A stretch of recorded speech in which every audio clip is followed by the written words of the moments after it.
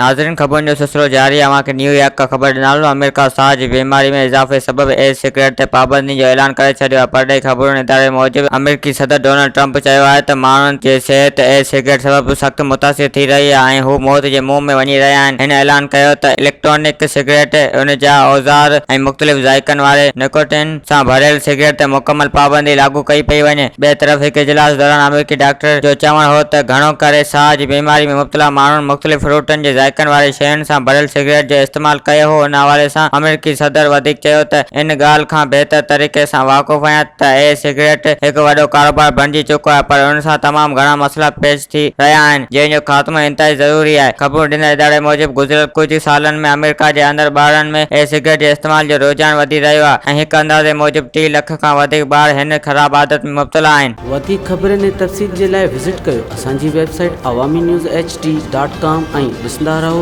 Awami news HD।